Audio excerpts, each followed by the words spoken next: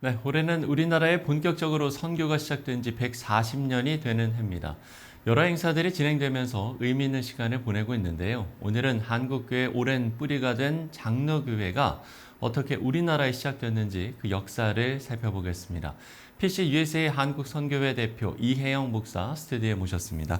목사님 안녕하십니까? 네, 안녕하세요. 네. 반갑습니다. 예, 반갑습니다. 목사님께서는 미국 장로교회에서 파송을 해서 현재 우리나라에서 사역을 하고 계신 거죠? 먼저 네네. 본인 소개를 좀 해주신다면요. 네, 저는 2013년도에 미국 장로교 세계 선교부에서 한국으로 파송을 받아서 네. 세계 선교 동력자라는 이름으로 파송을 받고 한국에서 지금 사역하고 있는 이혜영 목사이고요.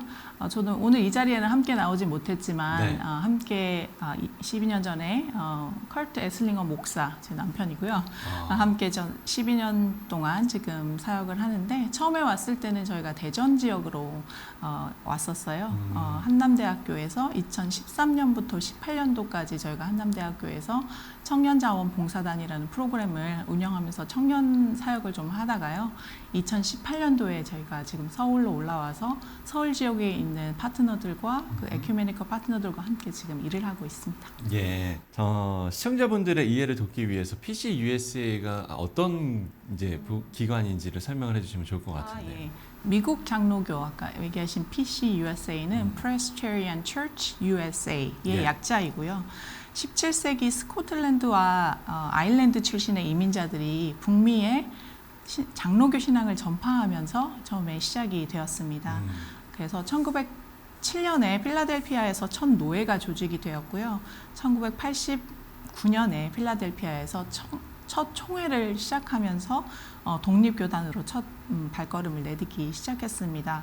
이후에 18세기, 19세기에 여러 가지 신앙적인 문제, 신학적인 차이로 특히 또 노예제도 문제로 분단이 좀 있기도 하였고요. 네. 많은 분들이 좀 기억하시기에는 뭐 북장로교, 남장로교 뭐 이런 말씀을 들어보셨을 텐데 그 남북 전쟁 이후에 그 노예 문제 이후로 그렇게 두 교단으로 좀 나눠져 있다가 1983년도에 이 분열됐던 두 교단이 합치게 되는 좀 역사적인 그런 일이 있었습니다.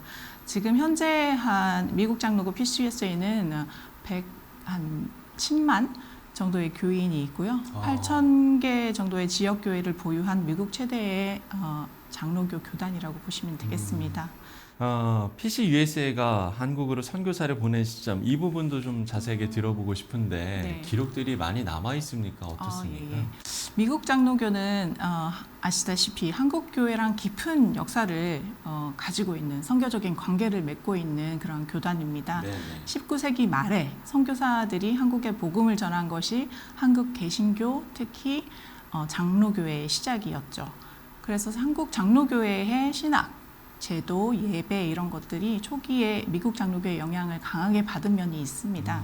미국 장로교는 1884년 아까 서두에도 언급하셨듯이 이제 140년간의 선교 역사라고 말씀하셨잖아요. 네. 그게 아마 그 시작점이 1984년 호러스 언더우드 선교사님 많이 들어보셨죠? 그럼. 한국에 파송하면서 본격적인 선교 활동이 시작된 시초가 이제 저희의 교단 PC USA이고요.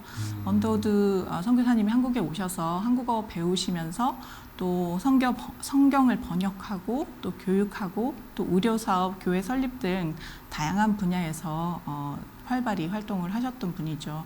또 많은 분들이 잘 알고 계시는 연세대학교의 전신인 경신학교를 설립하셨고 또 우리 서울의 첫 장로교회인 세문안교회를 시작하신 분이시기도 합니다. 예. 한국 선교 초기 상황도 저희가 좀 들어보고 싶은데 네네. 감리교와 장로교가 초창기 선교 사역에 시작을 해서 그런지 현재까지도 우리나라의 이들 교단이 좀 우세하지 않았습니까? 네네. 이게 이제 아무래도 그 선교 초기에 그 영향이 좀 컸다고 봐야 될까요? 어떻게? 네네네, 맞습니다. 한국 초기 기독교 선교 역사에 감리교와 장로교가 중요한 역할을 했던 것이 사실이고요. 네.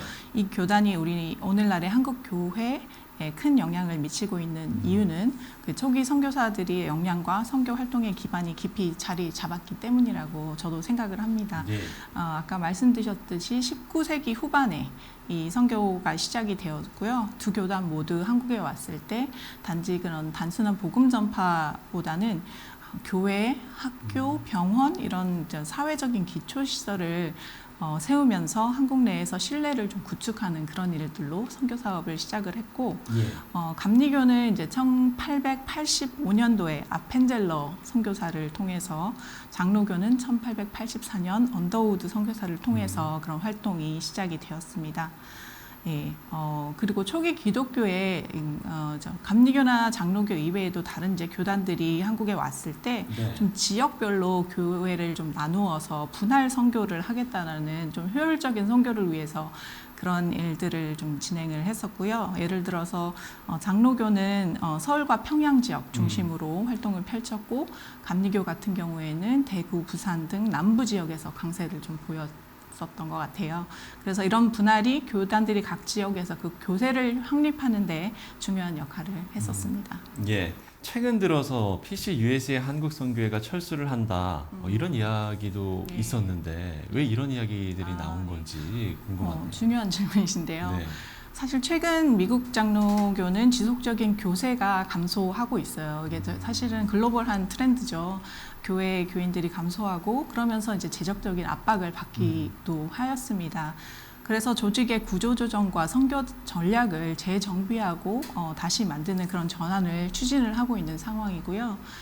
작년에 그러니까 2024년 6월 달에 총회가 있었는데 이 총회에서 이런 계획들이 발표가 되었습니다. 예, 예. 그리고 나서 2024년 작년 9월에 미국 장로교 세계 선교부의 조직 개편이 공식적으로 발표가 되었고요. 그래서 기존의 선교사 파송 중심의 모델에서 동등한 파트너십 기반의 선교 모델로 전환한다라는 방향성을 제시를 했습니다. 이는 더 이상 이제 일방적인 서구 중심의 선교가 아닌 현지 교회와의 협력 그리고 상호성을 핵심 가치로 담겠다라는 그런 의지가 좀 담아 있고요. 이 좀 안타깝게도 이번 개편을 하면서 총회 사무국과 선교국이 통합되는 그런 일이 있었는데 그에 따라서 프로그램이 조금 축소되고 또 함께 일하던 직원들이 직책이 좀 종료되는 일이 있기는 했습니다. 이 과정에서 한국의 언론 매체 중에 하나가 미국 장로교 동아시아 사무소가 폐쇄된다 뭐 이런 말을 했었어요. 그런 전망을 하셨으나 사실 이게 아니고요. 저와 함께 일하던 동료분들 중에 사실 그 사역이 중단되신 분도 하긴 있지만 올해 3월 25일부터 저와 제 남편이 지금 한국과 동아시아 사역의 전반적인 부분을 맡게 되었습니다. 그래서 제가 미국 장로교 한국 선교회 대표로 섬기게 되었고요. 제 남편은 이제 동아시아 파트너들과 사역하는 일을 계속해서 진행할 예정이기 때문에 앞서 말씀드린 것처럼 한국교회 태동에 큰 역할을 한 것이 미국 장로교이기도 하고요. 미국 장로교는 이런 역사적인 신뢰와 이런 선교적인 동반자적 관계를 너무 중요하게 생각하기 때문에 한국 내의 사역 그리고 동아시아 내의 사역을 우리가 계속해서 진행될 것이라는 것을 말씀드리고 싶습니다. 예, 뭐 선교 환경이 쉽지 않은 건 어느 나라나 마찬가지일 텐데 PCUSA의 가장 큰 선교적 과제 어떤 걸 이야기할 수 있겠습니까? 저는 좀 한 세 가지 정도로 얘기를 하고 싶은데요. 네네. 첫 번째는 아까 전에도 말씀드렸지만 이게 사실 유럽 교회는 이미 교회 교세가 너무나 감소되어 있고 예. 미국 교회도 마찬가지로 장로교뿐만 아니라 전체적으로 기독교의 숫자가 감소되고 있는 그런 상황입니다. 한국 교회도 마찬가지라고 저는 알고 있고요. 교회의 수, 그게 또 재정하고도 관계가 있지 않겠습니까? 이런 상황에서 선교적인 재정을 어떻게 확보할까? 그리고 젊은 세대들의 관심을 어떻게 해서 계속 유지할까? 그리고 선교적인 패러다임을 어떻게 변화시킬까? 그것이 큰 도전 중에 하나이고요. 두 번째로는 그럼 이런 선교 모델로의 전환을 어떻게 하는 것이 효율적이고 또 어떻게 하면 이게 정말 하나님께서 원하시는 길로 우리가 가는 것인가? 아까 전에도 얘기했지만 서구에서 비서구로 보내는 그런 방식에서 벗어나서 미국 장로교는 이제 파트너십 기반의 상호 선교 모델을 기반으로 더 이상 일방적인 선교가 아닌 함께하는 선교, 현지와 동등한 협력 관계를 맺으면서 하는 그런 선교들을 지금 생각하고 논의하고 있는 상황이고요. 한 가지 예로 선교사의 직함에 대해서 변화를 좀 들어보고 싶은데요. 여러분이 잘 아시는 그 초기 선교사의 직함은 단순히 선교사, 우리가 알기로 언더우드 선교사, 아펜젤러 선교사 이렇게 알고 계시죠. 근데 저희가 2012년에 파송받았을 때 저희의 직함이 선교사가 아니었고 선교 동력자였어요. 네. 미션 코워커. 코워커라는 게 같이 일한다는 의미가 있잖아요. 그렇죠. 이런 수직적인 관계가 아니라 동등한 위치에서 협력하자라는 그런 의미가 담겨 있고요.